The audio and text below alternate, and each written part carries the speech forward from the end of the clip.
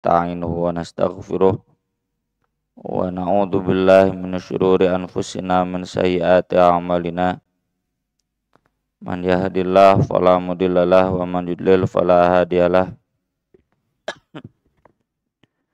Asyhadu an la ilaha illallah wa asyhadu anna muhammadar rasulullah.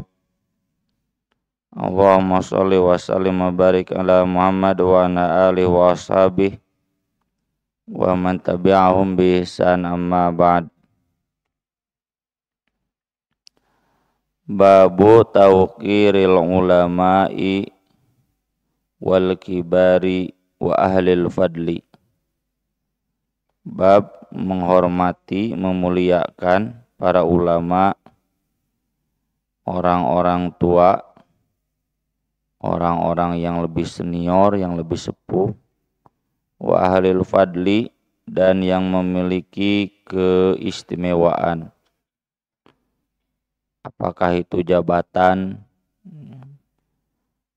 kedudukan, wa taqdimihim ala ghairihim, dan mendahulukan mereka dibanding yang lain, wa raf'i majalisihim, meninggikan majelis mereka, mengkhususkan tempat duduk untuk mereka, wa yudhari martabatihim, dan memperlihatkan martabah mereka, martabat kedudukan mereka. Dasar dalilnya Quran surat Az-Zumar ayat 9. A'udzubillahi minasyaitonirrajim. Qul hal yastawil ladzina ya'lamuna wal ladzina la ya'lamun. Katakanlah, apakah sama orang yang mengetahui, yang berilmu, dan orang yang tidak berilmu? Innama yatadzakkaru ulul albab. Hanya bisa ingat orang-orang yang memiliki akal pikiran dan hati yang jernih. Jadi doktrin humanisme bahwa semua manusia sama dalam ajaran Islam enggak sama. Semua manusia sama dalam konteks kemanusiaannya, iya. Tapi kan manusia itu ada unsur keistimewaannya di samping kemanusiaannya, yaitu ilmu, usia, termasuk kedudukan. Nah, maka membedakan antara orang yang berilmu dan tidak berilmu ini adab dalam Islam. Kalau disamakan orang berilmu dan tidak berilmu, ini tidak beradab alias biadab. Maka demokrasi itu sistem yang biadab. Kenapa? Karena disamakan suara seorang ulama, suara orang-orang sholih, suara orang-orang senior dengan penjahat, orang-orang bodoh, masyarakat pencari bansos, ya. Kan biadab. Ya. Bahkan termasuk, ya, kalau itu ada di masjid misalkan, disamakan saja suara orang-orang yang awam dengan suara para petinggi masjid sesepuh, ya. Kalau petinggi masjid sesepuh ada 10, lalu yang awamnya ada 40, lalu yang awam milihnya nu awam, ya sudah, ya, itu kebiadaban di sana terjadi, ya. Maka dari itu dalam teori politik Islam itu ada yang disebut ahlul halli wal aqdi. Arti asal ahlul halli wal aqdi itu, halli itu melepas, al aqdi itu mengikat. Maksudnya mereka-mereka yang berwenang untuk merumuskan kebijakan. Siapa ahlul halli wal aqdi itu dasarnya adalah ilmu. Dasarnya ilmu, bukan suara mayoritas. Yang mayoritas itu orang-orang tidak berilmu. Ya. Di pemilu kemarin kan kita sudah dipetakan. Masyarakat Indonesia itu yang pendidikan tingginya cuma 20%, apalagi yang sampai S2, S3.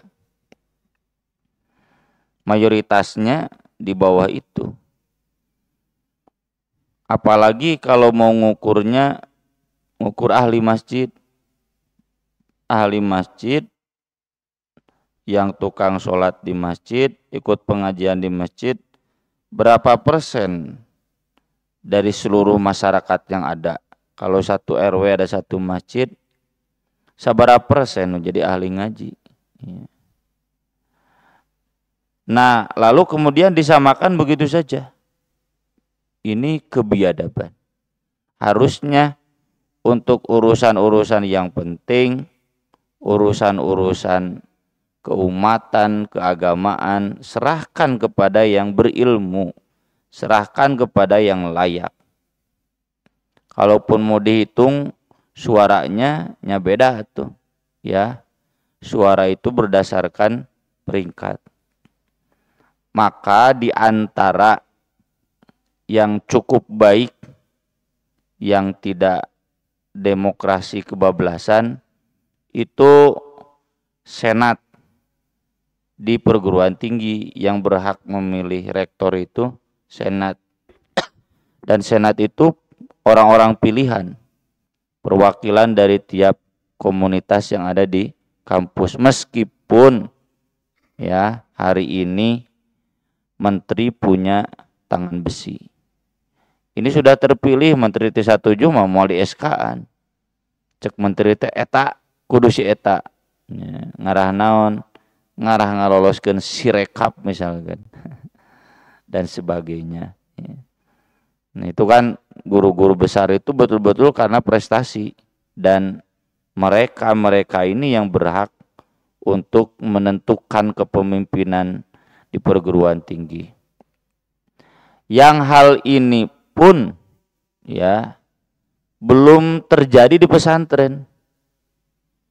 Pesantrennya terutama, mohon maaf, pesantren Persis, walau alam di Muhammadiyah. Kalau di NU setahu saya nggak ada demokrasi.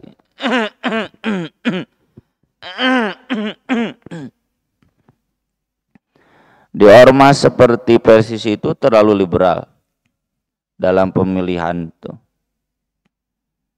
Milih ketua cabang, ketua PD, semuanya dianggap sama. Ya. Terutama pemilihan mudir. Makanya ada yang curhat. Hari ini ideologi pesantren itu nggak bisa dipegang kukuh karena pemegang ideologinya tidak kuat dalam ideologinya. Kenapa dia terpilih?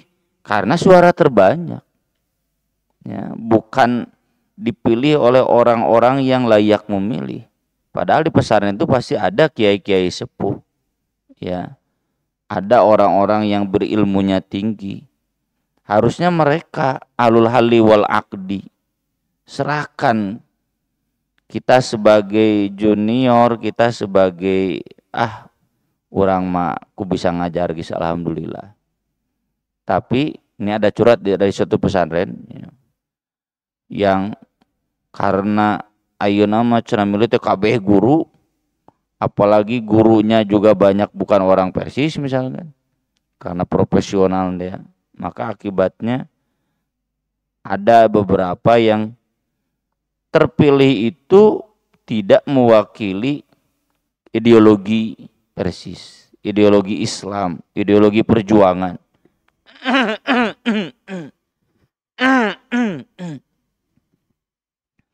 Masih mending ya kalau sekolah yang dipegang oleh yayasan. Meski ini pun tidak sepenuhnya ideal. Yayasanna rada tamileung mah nya terus anu dipilih teh anu tamileung bukan orang-orang yang terbaik. Nah ini yayasannya yayasan yang tidak berilmu. Harusnya yang berhak memilih itu orang-orang yang berilmunya tinggi, standarnya ketinggian ilmu, ketinggian kedudukan, ketinggian martabat, dan itu semua dasarnya adalah ilmu. Di cabang, di PD juga harusnya begitu, bukan suara terbanyak. Suara terbanyak maka terjadi kusak-kusuk pan, nelpon KPC anu, nelpon KPD anu, kumpulkeun suara gitu. Harusnya dipilih ahlul halli wal aqdi, itu teori politik Islam yang memang belum muncul real nyatanya di zaman Nabi, tapi berdasarkan ajaran-ajaran Nabi ini. Itu lebih maslahat ya. Jadi siapa yang terpilih itu. Dan demokrasi Pancasila pun sebetulnya begitu teori dasarnya. Kerakyatan yang dipimpin oleh hikmah, kebijaksanaan dalam permusyawaratan dan perwakilan. Cuma ini permusyawaratan perwakilan nanti hikmah kebijaksanaan wae. Karena yang memilih wakil-wakil di Dewan Perwakilan dan di majelis permusyawaratannya itu adalah masih orang banyak. Mun sistemna masih kieu mah da nepikeun ka irah ge moal bisa-bisa ya, kita ideal menegakkan syariat Islam. Tapi bukan berarti kemudian kita tidak berjuang ya. Masalah fakta dan perjuangan itu persoalan lain. Meskipun faktanya begini, kita tetap wajib berjuang. Kalau kita pasrah, udah, ya itu berarti dosa ku cicing naoge.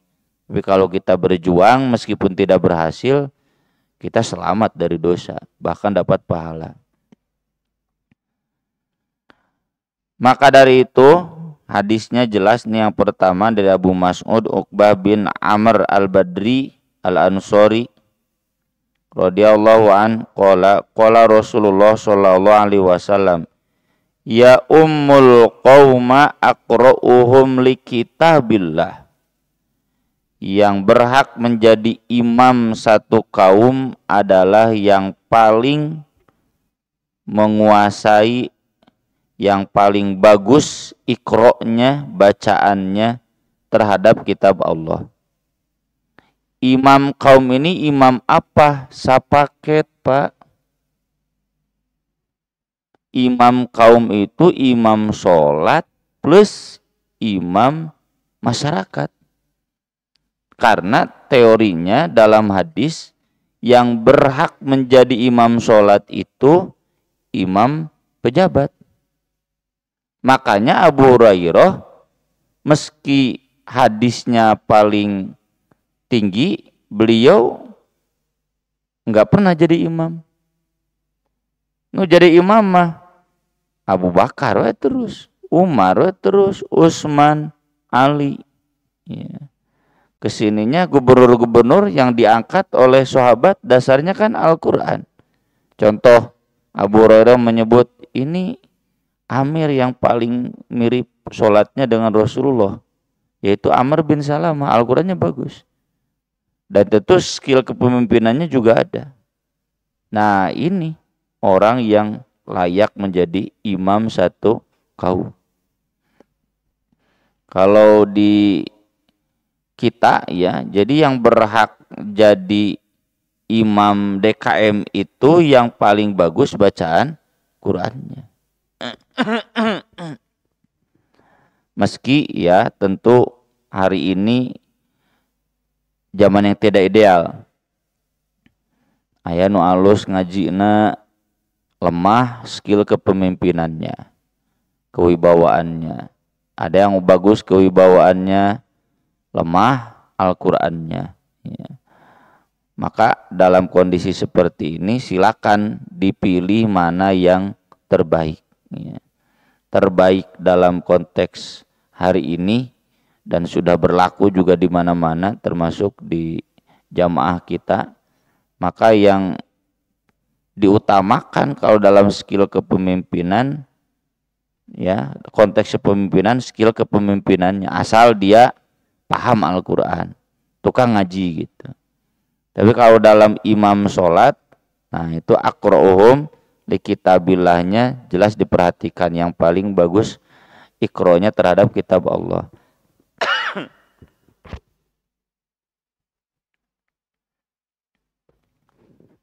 Ikro terhadap kitab Allah ini maknanya dua. Satu bacaan, dua hafalan. Ya, ikro itu Nabi disuruh ikro bismi rabbikal ladzi khalaq. Itu bukan baca begini, tapi baca lewat hafalan. Para sahabat juga membaca Al-Quran itu mayoritas lewat hafalan, karena kan ummi itu nggak bisa baca, nggak bisa tulis. Banyak yang umminya. Walladzi ba'atsa fil ummiyin. Nabi sendiri juga tidak bisa baca, tidak bisa tulis, tapi baca Quran mah osok. Kumaha baca Quranna? Ya lewat hafalan. Jadi kita jangan mendikotomikan ya. Aqra'uhum itu apa? Iqra itu baca dan hafal. Yang penting cenah paling paham, ya itu yang makna berikutnya. Tapi makna utamanya baca dan hafal. Itu yang paling berhak. Di kita ya, jangankan di masjid, di level pimpinan bawah, di level pimpinan atas. Bahkan standar MUI pun sudah nggak pakai ini. Kuduna ketua MUI teh anu aqra'uhum li kitabillah, kan nggak dipakai. Atau di majelis-majelis ulama Persis, NU ya, dewan-dewan keulamaan kan nggak dipakai standar ini. Ini menunjukkan zaman yang sudah tidak ideal. Cuma bukan berarti hadis ini sudah nggak berlaku bagi kita ya. Harus jadi nilai yang berhak menjadi imam itu yang aqra'uhum li kitabillah. Dulu saya pernah tulis ya di buletin At-Taubah edisi awal tahun pertama tentang siapa yang berhak menjadi imam sholat. Wah, langsung genjeleng di lembur abdi. Ada yang sampai datang ke bapak saya. Bapak saya jawabnya sederhana. Nya atuh kumaha da memang kitu dalilna. Yang datang itu imam-imam masjid yang memang ya sudah tahu jamaah oge goreng macana teh gitu. Jabah hafalanna teu nama-nama tadi. Tersinggung karena mereka sudah lama jadi imam. Sementara generasi baru muncul. Generasi baru yang lebih bagus bacaan Qur'annya, lebih bagus hafalannya. Tapi sampai saat ini pun belum sepenuhnya. Ya, belum sepenuhnya. Beberapa masjid sudah paham ya. Termasuk ya alhamdulillah di masjid saya dulu, masjid saya sekarang terbuka ya. Justru alhamdulillah dijelaskan seperti inilah cenah bapak mah capek soalnya ngaroranu alalus. Itu harus seperti itu. Dan ini juga jadi dalil nggak ada imam itu gilir di jadwal. Di beberapa masjid nah ya imam itu di jadwal. Senin saha, Selasa saha, Rebo saha. Dulu di masjid Situ Aksan pernah begitu. Ketahuan sama Ustaz Entang, Allahu yarham. Ustaz Entang, naon ieu cari jadwal bid'ah cenah gitu. Saya konfirmasi ketika beliau cuci darah dulu di Dago di rumah sakit Ainun Habibi. Ustad bilang, oh atuh cenah aya dina undang dina pedoman jamiah oge imam mah kudu rawatib teh kudu imam tetap. Pilih saurang sanu yak aqra'uhum li kitabillah, itu yang berhak jadi imam sholat ya. Kecuali jadi bukan di jadwal tapi hierarki. Ini kalau ini nggak ada baru ini ya, ini nggak ada baru ini, dan standar A B C itu standarnya aqra'uhum li kitabillah. Fa in kanu fil qiraati sawaan, jika mereka dalam hal membaca sama, fa alamuhum bis sunnah, maka yang paling mengetahui terhadap sunnah. Sunnah itu hadis, fikih, ya, dan semua tema-tema keagamaan, ilmu agama, rujukannya sunnah. Ini bacaan Qur'annya sama bagus, hafalan Qur'annya sama 30 juz. Mana yang didahulukan? Yang paling memahami sunnah. Fa in kanu fis sunnati sawaan fa aqdamuhum hijratan. Kalau dalam hal penguasaan terhadap sunnah sama, maka yang paling dahulu hijrah. Fa in kanu fil hijrati sawaan fa'aqdamuhum sinnan. Hijrah itu kalau sekarang yang paling dulu jadi ahli masjid. Kan gak semua bareng jadi ahli masjid teh. Ada yang terlambat, ada yang sejak awal. Atau lamun standarna di Persis, di Muhammadiyah, nu pangheulana jadi kader Muhammadiyah. Kan gak semua sama, ada yang menyusul jadi kader teh. Yang paling dulu jadi kader Persis nu pangheulana, nah itu. Fa in kanu fil hijrati sawaan, kalau dalam hijrah sama, fa aqdamuhum sinnan. Nah ini baru. Yang keempat, yang paling dahulu usianya. Jadi senioritas dipertimbangkan, tapi pertimbangan keempat. Karena dasar kemuliaan dalam Islam itu ilmu, bukan usia. Meski usia pun menjadi dasar keutamaan, cuma level 4. Ya. Bukan berarti usia tidak diperhatikan. Diperhatikan. Ngan nyawayahna level 4. Sesudah Quran, sunnah, dan yang paling dahulu hijrah. Dalam riwayat lain, fa'aqdamuhum silman, yang paling dahulu masuk Islam. Boleh, silakan. Ya. Wala ya'ummanna ar-rajulur rajula fi sultani. Tidak boleh seseorang mengimami orang lain di kekuasaannya. Wala yaqud fi baitihi ala takrimatihi illa bi'idni. Dan jangan duduk di rumahnya di tempat duduk istimewanya kecuali seizinnya. Dulu yang namanya tuan rumah itu punya kursi khusus. Kursi bapak khusus. Atau kalau di kantor kursi direktur, kursi presiden khusus. Itu nggak boleh diduduki. Kecuali dengan seizinnya. Maka saya sering marah. Mun pas datang ke kelas, santri teh keur diuk di kursi ustad we. Mana geus minta izin can? Da can ustad yang ngiring ngecas. Karena colokannya dekat meja ustad. Da sopan minta izin heula. Enggak boleh itu, enggak boleh diduduki. Ya. Kecuali dengan seizin yang pemiliknya. Termasuk saya enggak boleh mengimami penguasa di sini. Di masjid ini siapa imamnya? Saya nggak boleh mengimami di sini, yang si A itu jadi makmumnya, kecuali kalau saya sudah diizinkan. Dan setahu saya sudah diizinkan oleh ketua DKM. Ya. Jadi ada masjid-masjid yang awal saya ngisi, emang saya imamnya. Pokoknya maya ustad di Widian ustad cina gitu. Ustad sahawai ya di Widian. Nah, gitu saya jadi imam. Tapi di masjid-masjid itu ada ya, contoh di Pasir Koja saya nggak pernah jadi imam karena ada 2 imam senior saya ya, yang bacaannya mungkin lebih bagus dari saya. Mangga. Dan dari dulu memang masjid itu masjid guru saya almarhum. Setiap saya ngaji ke sana saya nggak berani mengimami kecuali guru saya. Sekarang dilanjutkan oleh anak-anaknya. Maka meskipun saya ngisi pengajian di saya nggak pernah jadi imam di masjid itu. Ya. Itu hak untuk mereka. Kecuali kalau 2 imam itu nggak hadir atau sedang sakit, maka saya yang maju. Ya. Adab seperti ini harus diperhatikan. Ini yang pernah saya tulis dulu. Jadi imam itu harus rawatib. Bapak-bapak jangan ada asumsi bahwa imam itu pahalanya lebih gede, nggak ada, Pak.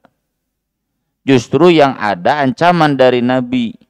Sholat bapak tidak akan diterima kalau bapak jadi imam padahal bapak tidak layak jadi imam. Termasuk imam di sini teh imam negara. Cing atuh aya geus teu pantes semuanya memaksakeun teuing. Make jeung bansos sagala. Mal ditarima tah salat. Rugi kan? Tak geus tong sok memaksakeun. Jangan ada keinginan jadi pemimpin, jangan. Da pemimpin orang apal dina Al-Qur'an.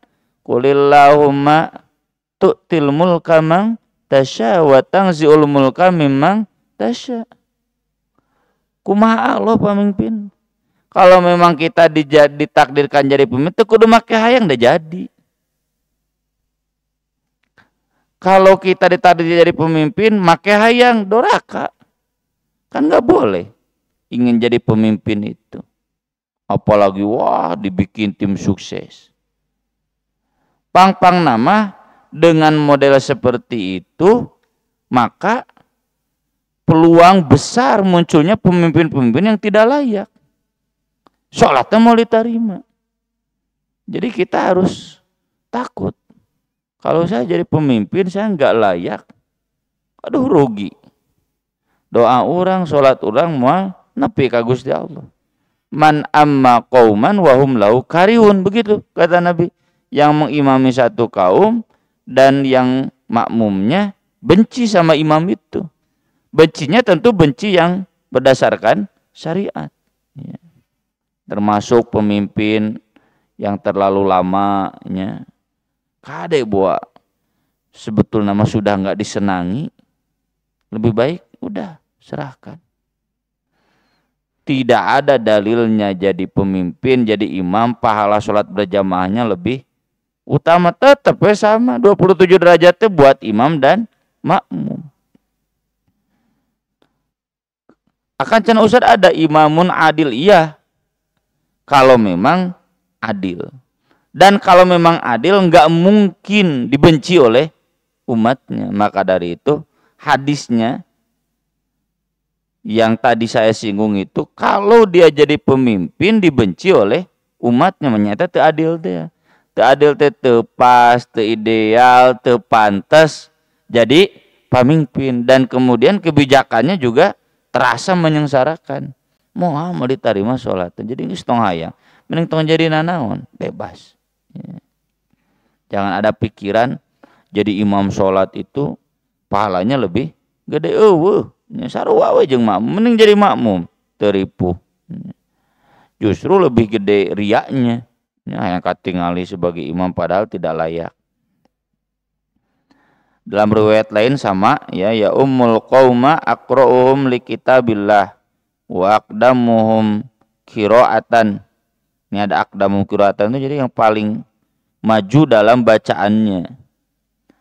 Fa in kanat qiraatum sawaan fa ya ummuhum aqdamum hijratan, hijrah.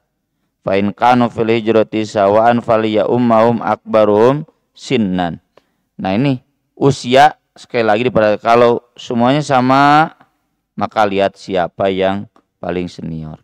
Ya, contoh saya imam masjid saya, ada ustadz senior saya yang usianya 10 tahun lebih tua dari saya. Kalau ada beliau, saya persilakan beliau. Saya bilang ke jamaah saya dan beliau sama-sama ustadz. Cuma beliau lebih tua. Cenah ustadz mah estilu ada jaminan. Ya. Ustadz lebih pinter, teu ngunaon ngukurna kumaha. Hese. Ngukurna pengajian sarua. Bahkan beliau lebih banyak berarti lu kapake gitu pengajian. Relatif nu ngukur ilmu cenah lebih pinter lah masih relatif, nu pasti mah ieu leuwih kolot, maka beliau ya yang lebih tua yang jadi imam. Wa anhu radhiyallahu anhu qala kana Rasulullah sallallahu alaihi wasallam yamsahu manakibana fis shalah, meluruskan pundak-pundak kami dalam sholat, atau mengusap, ya, nepakan, maksudnya biar lurus. Wa yaqul istawu, luruslah tuh kan, lempang-lempang. Wala takhtalifu, jangan tidak lurus, jangan berbeda. Fatakhtalifa qulubukum, nanti hati kami juga berbeda. Ya, mun urang teu lempeng da tegenah kanu hatena. Kalau kita nggak bisa berbaris bersab dengan rapih, maka berarti hidup kita tidak akan pernah harmonis, ya, dengan sesama jamaah. Cokonya teka tingali dan nu mahiwal wae mah hirup nage mahiwal wae dina salatna mahiwal. Liyaliyani minkum ulul ahlami wan nuha, hendaklah yang dekat kepadaku orang-orang ahlam itu yang utama, wan nuha itu yang pinter. Jadi sab pertama itu jangan diisi oleh kita yang biasa-biasa. Sab pertama itu untuk mereka-mereka yang lebih istimewa. Ya. Dulu saya kalau ke piade nggak pernah di sab terdepan, minimal sab kedua, sab ketiga. Nah, waktu ustaz senior rungkul.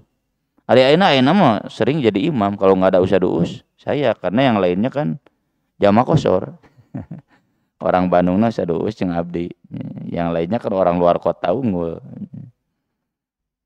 Jadi itu karena yang harus di sab terdepan itu tokoh-tokoh sesepuh, orang-orang berilmu, para ulama, ya, di belakang imam. Ini nanti teorinya termasuk dalam acara-acara bapak-bapak tong kasinggung lamun di kursi terdepan teh kursinya sok bedanya, ya, dan khusus untuk siapa gitu. Bapak sebelah sini nyakeun we berarti ngarumasakeun we tuh tong sombong, ya. Itu adalah adab. Makanya ketika Prof. Alatas datang ke depan, ada mahasiswa protes di seminar, Anda mengkhianati nilai-nilai kemanusiaan, semua manusia sama, kenapa cenah ini diistimewakan di depan? Prof. Alatas langsung tunjuk, kamu nyebut ke bapak kamu apa? Nyebut bapak, nyebut ngaran Ahmad misalnya, langsung jempe. Jadi nggak bisa semua orang disamakan, harus ada pembedaan. Nabi saja dalam sholat begitu. Yang terdepan Abu Bakar, Umar, Utsman itu sahabat-sahabat senior. Tsummal ladzina yalunhum, kemudian yang berikutnya. Ibnu Abbas pasti di tukang. Junior budak ini. Demikian juga, ya, di hadis berikutnya, liyaliyani minkum ulul ahlami wan nuha, tsummal ladzina yalunhum, tsummal ladzina yalunhum, tsummal ladzina yalunhum. Wa iyyakum wa haisyatil aswaq, hati-hati kalian dengan bahaya-bahaya yang ada di pasar, ya. Ini maksudnya kalau beres sholat kan, fa idza qudiyatis shalah fangtasyiru fil ardi wabtaghu min fadlillah. Hati-hati, ya, jangan sampai terjebak. Saya pernah bahas kalau nggak salah dulu di sini, tempat terbaik itu masjid, tempat terjelek itu pasar, ya. Yang paling Allah benci itu pasar. Kenapa? Karena di pasar itu pusatnya setan-setan. Kalau di masjid nggak ada setan. Meski tidak mustahil masjid aya setan, setan di pasar datang ke masjid. Atau di pasar tidak ada setan kalau setannya disiekeun. Makanya ada anjuran membangun masjid di pasar agar orang-orang pasar terikat dengan masjid. Ini sekali lagi dalil-dalil yang jelas bahwa kita nggak bisa menyamakan manusia secara keseluruhan karena ada nilai-nilai keutamaan yang dimiliki oleh mereka yang harus kita bedakan. Kemanusiaannya tentu sama, ya, kemanusiawiannya. Tapi ada hal-hal ilmu, kedudukan, usia yang itu harus diperhatikan, dimuliakan dan diutamakan. Aku lo qauli hadza wa astaghfirullah li wa lakum wassalatu wassalamu ala Rasulillah. Wassalamualaikum warahmatullahi wabarakatuh.